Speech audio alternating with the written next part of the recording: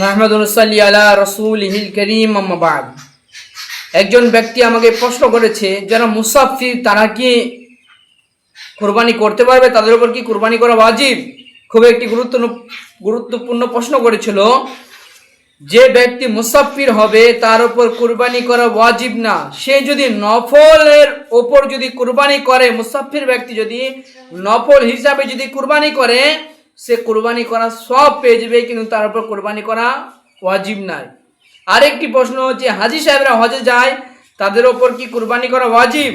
না, যে হাজি সাহেবরা হজে যায় তাদের ওপর কুরবানি করা ওয়াজিব নাই।